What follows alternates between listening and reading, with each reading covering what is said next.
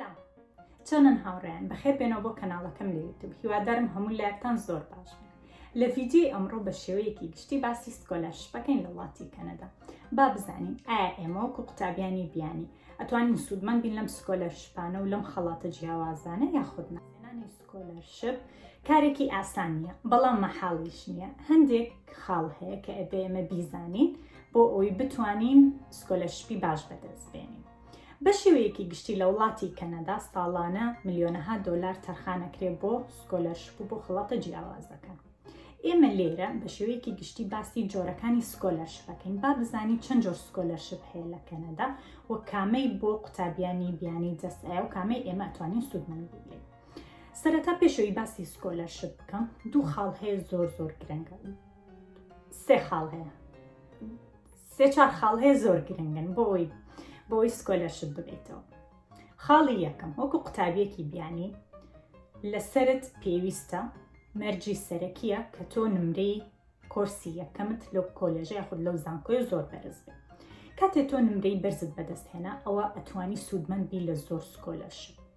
زۆربەی سکۆلارشیپەکان، ناڵێم هەمووی، بەڵام زۆربەی سکۆلارشیپەکان مەرجی سەرەکی ئەوەیە کە تۆ نمرەی بەرزت هەبێ و A+ هەبێ و نمرەکانت زۆربەی لە 80 بەرەو سەرەوە بن. بۆیە ساڵی یەکەم لەسەر تۆ پێویستە کە زۆر بخوێنی. ئەمە خاڵی یەکەم. خاڵی دووەم زۆر گرنگە، لەوانەیە ئەم خاڵەتان نەزانی بێت، زۆر گرنگە تۆ لەوانەکانت دوانەکەی. واتە چی؟ واتە بە هیچ جۆرێک تۆ ڕۆژێک نەبێت لە خۆتەوە و حەز بکەی نەچیتە پۆلەکەت. لەبەر ئەوەی ئەو کاتژمێرەی کە تۆ لە دەستی ئەیت لەوانەیە لە سکۆلارشیپێک بێبەشتکە. هەندێک سکۆلارشیپ، زۆر سکۆلارشیپ، ناڵم هەندێک، زۆر سکۆلارشیپ، من ئەم خاڵە لێرە زانیم کە شتێکی وا هەیە.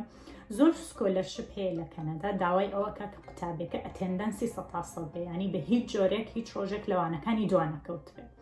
بۆیە تا پێتان ئەکرێ لەوانەکان دوامەکەون و ڕۆژێک ئەگەر نەتانتوانی بچنە پۆلەوە ئەوە لە ڕۆژێکی تر ئەو کاتژمێرێکە لێتان ڕۆشتووە قەرەبووی بکەنەوە بۆ ئەوەی بێبەش نەبن لە هیچ خەڵاتێک و لە هیچ سکۆلارشیپێک. خاڵی سێیە. خاڵی سێم بەدڵتانیە ئەزانم بەس هەرێڵم. هەندێک سکۆلارشیپ هەیە ئەبێ وەکو مەرجێکی سەرەکی کە بزانن تۆ ئینگلیزیەکەت باشە و ئایلست هەیە، تاقیکردنەوەی زمانی ئینگلیزیت هەیە. بۆیە ئەوە شێکێکە لە مەرجەکان. هەموو سکۆلارشیپەکان ئەو داواکاریان نییە، بەڵام زۆر سکۆلارشیپ هەیە داوای ئەوە ئەکات کە تۆ قوتابی بیانیت ئایلسەکەت لەگەڵی بنێری کە بزانن تۆ ئەتوانی بە زمانی ئینگلیزی قسە بکەیت. خاڵێکی تر هەیە زۆر گرنگە، ئەویش ئەوەیە جگەلەوەی کە تۆ هەموو ڕۆژێ ئەچیتە کۆلێژ و زانکۆییتەوە ئەخوێنی، زۆر گرنگە تۆ وا پیشانی بدەیت کە تۆ قوتابیەکی چالاکی. هەتا پێتان ئەکرێ بەشداری بکەن لە چالاکیە جیاوازەکان و لە کارە خێرخوازیەکان کە لە زانکۆ و لە کۆلێژ بەڕێوەچێ. ئەو کار و چالاکیانەی کە تۆ ئەیکەی هەم یارمەتیت ئەێن بۆ ئەوەی کە سکۆلارشیپێکی باش بەدەست بێنی و ینی چۆن بڵێ متمانەی مامۆستاکانیشت بەدەست هێنی کە تۆ قوتابیەکی چالاکی و حەزەکەی یارمەتی خەڵک بیت و لە کارە خێرخوازیەکان بەشداری بکەیت. بۆیە زۆر گرنگە ئەو خاڵە لەبەر چاوتان بگرن کە کەسێکی چالاک بن. لێرە لەم ڤیدیۆیە بە شێوەیەکی گشتی باسی جۆرەکانی سکۆلارشیپەکەین. با بزانین چەند جۆر سکۆلارشیپ هەیە لە کەنەدا و کامە بۆ قوتابیانی بیانی یا بۆ ئینتەرناشنال ستودنتس بەردەستە. سەرەتا جۆری یەکەم پێ ئەڵێن یونیڤەرسیتی سکۆلارشیپس. ئەم یونیڤەرسیتی سکۆلارشیپە تایبەتە بە زانکۆکە خۆی، ینی کۆلێژ بۆ نمونە تۆ چیتە کۆلێژی هەمبەر لە پارێزگای ئۆنتاریۆ. ئەم کۆلێژە سکۆلارشیپ و خەڵاتی تایبەتی هەیە بۆ قوتابیەکانی خۆی و بۆ نمونە چیتە زانکۆی تۆرۆنتۆ سکۆلارشیپیە تایبەتە بە زانکۆکە، تایبەتە بە قوتابیانی ئەو زانکۆیە. بۆ ئەم جۆرە سکۆلارشیپەم لە یەکەمەوە دانا لەبەر ئەوەی هەندێک سکۆلارشیپ هەیە. بۆ نمونە سکۆلارشیپێک هەیە با بڵێن لە زانکۆی وۆتەرلۆ، بەڵام قوتابی زانکۆکانی تریش ئەتوانن فۆرمەکەی پڕ بکەنەوە، تەنها بۆ ئەو زانکۆیە نییە. هەندێک سکۆلارشیپ هەیە لە کۆلێژێکە، بۆ نمونە تایبەتە بە کۆلێژێک، بەڵام قوتابیانی کۆلێژەکانی تریش ئەتوانن سوودمەند بن. بەڵام ئەم جۆرە بە شێوەیەکی گشتی یونیڤەرسیتی سکۆلارشیپ ئەو جۆرەیە کە تەنها تایبەتە بە ئەو قوتابیانی کە لەو زانکۆیە ئەخوێنن. دووەم، فاینانشیال سکۆلارشیپس. ئەم فاینانشیال سکۆلارشیپە تەنها تایبەتە بۆ قوتابیانی، جا قوتابی بیانی بە قوتابی کەنەدی بێت، تایبەتە بۆ قوتابیانی کە باری داراییان زۆر خراپە، یعنی ئەبێتۆ بیسەلمێنی کە بەڕاستی ئیفلاست هێناوە و ناتوانێ ساڵانی داهاتوو ینی ساڵەکەی تر خوێندن لە کەنەدا بەردەوام بیت و داوای یارمەتی دارایی ئەەکەی ئەوە فۆرمی فاینانشل سکۆلارشپ ڕاکەیتەوە. هەموو سکۆلارشپەکان لە وەکو پێشبڕکێ ئەبێتۆ خۆت ئامادەکەی هەوڵی باش بی لە وانەکانت چالاک بیت نمرەی زۆر بەرز بەدەستبێنی بۆ ئەوی سوودمەندی لەم سکۆلارشپانە.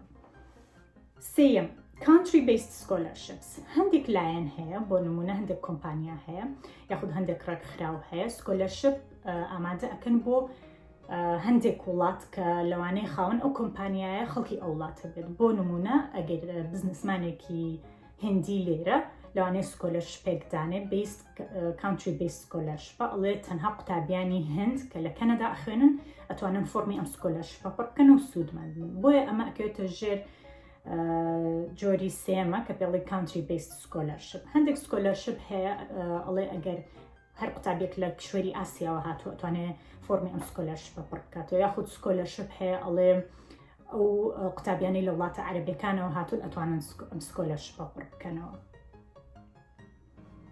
جۆری چوارم merit scholarships. merit scholarships بۆ ئەو قوتابیانەیە کە نمرەی زۆر بەرز بەدەست دەهێنن کە کۆرسی یەکەمیان A+ هێناوە و زۆر چالاکن لە چەندەها کاری خۆبەخشی و چەندەها ئیڤنتی جیاواز بەشداریان کردو ئەوەش زۆر گرنگە کە تۆ تا پێتەکرێت چالاک بیت. جۆرێکی تر هەیە government funded scholarship. ئەمە تایبەتە بە حکوومەتی کەنەدا و حکوومەتی کەنەدا ئەم پارەی تەرخانەکات بۆ قوتابیان جا قوتابی بیانی بێت یا قوتابی کەنەدی بێت هەر قوتابیەک بێت ئەتوانێت سوودمەند بێت لەم جۆرە سکۆلارشپە. government funded scholarship زۆر جۆری هەیە. هەندێک جۆری هەیە بۆ تەنها بۆ قوتابیانە کە بەکەلۆرۆس ئەندەرگراجوێت دەخوێنن هەندێکی هەیە تەنها بۆ قوتابیانەیە کە PhD کە دکتۆرا خوێنن یا خود ماستەرە خوێنن ئەتوانن سوودمەند بن لەم جۆرە سکۆلارشپە.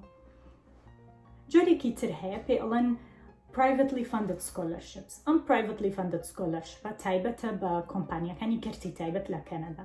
بۆ نمونە خاوەن کۆمپانیایەکە ڕێکخراوێکی کەرتی تایبەتە یاخود بزنسمانێکی دەوڵەمەند لە کەنەدا ساڵانە بڕەپارەیەکی زۆر کە بە ملیۆنەها دۆلارە تەرخانەکەن بۆ قوتابیان جا زۆربەی ئەم لەم جۆرە سکۆلارشپە قوتابی بیانیش ئەگرێتەوە. هەندێک سکۆلارشپ هەیە تایبەتە بە قوتابی کەنەدی کە خۆی نووسراوەڵێ بەس قوتابی کەنەدی پڕیکاتەوە بەڵام زۆر جۆریش هەیە کە international students کە قوتابی بیانی ئەتوانێت سوودمەند بێت.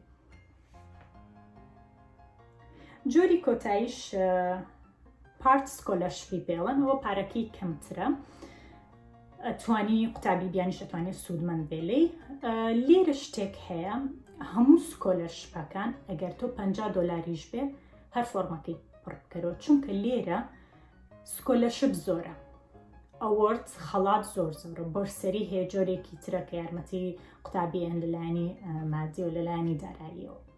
تۆ چیەکەی تەنها ئەوە نەبێت بڵێ باشە من لەم کۆلێژە ئەخوێنم تەنها ئەم سکۆلارشپە نەخێت تا پێتەکرێ بۆ سکۆلارشپ فۆرم پڕکەرەوە تا پێتەکرێ خەڵاتەکان هەمووی سیر کە بزانە کامەی داواکاریەکانی تۆ داواکاریەکانی پێجێ بەجێ ئەکرێ ئەتوانی فۆرمەکەی پڕ بکەیتەوە چونکە تۆ بڵێ بۆ نمونە سکۆلارشپەکەی بە $500 $500 لەوێ $1000 لەوێ خەڵاتێکە بێتەوە $700 ئەمە تۆ هەمووی ئەمە سکۆلارشپ و خەڵاتە کۆیەکەی تۆ سکۆلارشپە با بڵێ ئەوانەی کە پارەیەکی زۆرە پارەی هەموو تێچووی خوێندنەکەتی پێ ئێرێ کە هەیە $20,000 هەیە $50,000 ساڵەکە ئەوانە پێشبڕکێکەی زۆر بەهێزترە بۆیە ئەبێت تۆ قوتابیەکی بیانی خۆت ئامادەکەی و ئەوە ینی ئەوە بزانن کە تۆ پێشبڕکەی لەگەڵ زۆر قوتابی بیانی ئەەکەیت ئیتر هەر داواکاریەکی هەبێت کە ئەڵێ ئەم داواکاری ئەبێ بەم جۆرە بێ بەو جۆرە ئامادەی بکەیت چکە بڕەپارەکە زۆرە ئەبێت تۆ ئەوە بسلمێنی بۆیان کە تۆ شانی ئەو سکۆلارشپی شانی ئەو خەڵاتی. خاڵێکی گرنگ هەیە تۆ خاڵە لەم ڤیدیۆیە ئەمێ باسی بکەم زۆربەی سکۆلارشپەکان زۆربەی ئەوەردەکان یعنی زۆربەی خەڵات و سکۆلارشپ و هەر بەرنامێک و هەر پرۆگرامێک کە تایبەت بێ بۆی یارمەتی قوتابی بیان پارە بیان بە قوتابی داوای نامەی تایبەتی ئەکات. لەم نامە تایبەتی ئەبێت تۆ ڕوونی کەیتەوە بۆچی تۆ شایانی ئەم سکۆلارشپەی بۆچی ئەم سکۆلارشپە بدرێ بە تۆ نەدرێ بە قوتابیەکی تر. جا لێرە شتێکی زۆر گرنگە بیزانن لە نووسینی سکۆلارشپ لەبەر ئەوەی ئێمە لە عێراقەوە ئەڕۆین یعنی قوتابی عێراقین زۆر گرنگە تۆ لە نامەکەت بارودۆخی عێراق باس بکەیت باسی ئەو بکەی کە بارودۆخی ئێمە زۆر خراپە لە کوردستان باسی ئەو بکەی کە ئێمە وڵاتەکەمان هەل لە شەڕ بۆ باسی ئەو بکەی کە بارودۆخی با بڵێ تووشی قەیرانی دارایی بووینەوە بە کوردیەکەی تا پێتانەکرێ بکروزێنەوە و خۆتان زۆر گوناه پیشان بێن بۆ لەبەر ئەوەی تۆ لێرە لە بەشێکی بارودۆخی ژینگەکە جیاوازە لەگەڵ بارودۆخ و لەگەڵ ژینگەی قوتابیەکی ترکە هیچ شەڕی نەدیوە و هیچ ناخۆشی نەدیوە و هیچ قورسی ژیانی نەدیوە تۆ ئەتوانی شتێک بسلمێنی بۆ ئەوان کە بڵێ من هەرچەندە لەم بارودۆخە ناخۆشەوە هاتم و هەرچەندە بارودۆخەکەی من زۆر قورس بوو و باری دارایی زۆر خراپ بۆ هەموو شتێک وەستاوە لە کوردستان بەڵام من هەر هەوڵم داوە و نەوەستاوم لەوەی کە نمرەی باش بەدەست بێنم کە چالاک بم لە کەنەدا یاخود ئەگەر سکۆلارشیپەکەوەیە لە کوردستانەوە با بڵێ فۆرمی پۆ بڕکەیتەوە بڵێ من هەر هەوڵێم و هەر پلانمە کە بێم بۆ کەنەدا بخوێنم بۆیە زۆر گرنگە نامەی تایبەتی ینی نامەیت لەسەر نامەی تایبەتیەکە وەستاوە کە خۆت ئەینووسی چی بنووسی لە سکۆلار بۆ بەدەستهێنانی سکۆلارشیپەکە و ئەتوانن بەشێک لە چیرۆکی تایبەتی ژیانی خۆتان بۆ نمونە شتێک ڕوویاوە لە ژیانتان یان چالاکیەکتان کردووە شتێکتان کردووە لە کوردستان ئەوە ئەتوانن لە نامەکە با بڵێ باسی بکەن ئیتر ئەو لەسەر خۆتان وەستاوە بتان بینم چۆن هەموو سکۆلارشیپەکانی کەنەدا بنەوە ئەمە بە شێوەیەکی گشتی باسی سکۆلارشیپم کرد لەم ڤیدیۆە لە ڤیدیۆکەی داهاتوو کە بەشێکی ترە ئەوە باشترین و چۆن بڵێ گرنگترین سکۆلارشیپەکانی کەنەدا ناویان چیە و وێبسایتەکان هەموو وێبسایتەکانتان بۆ دائەنێم کە تۆ ئێوە خۆتان ئەتوانن سەیری داواکاریەکان بکەن بزانن کام سکۆلارشیپ تۆ داواکاریەکەت پێ ئەنجام ئەیرێ بتوانی فۆرمەکەی پڕ بکەیتەوە سوودمەند بن لە ئێستاە هاتمە کۆتایی ڤیدیۆکەم هیوادارم سوودی هەبوو بێ بۆتان و تکایە بیرتان نەچێ سەبسکرایبی کەناڵەکەم بکەن لە یوتیوب ڤیدیۆکە لەگەڵ هاوڕێکانتان شێر بکەن هەتا بابەتێکی تر لەسەر خوێندن لە کەنەدا من ئەبێ بڕۆم خواتان لەگەڵ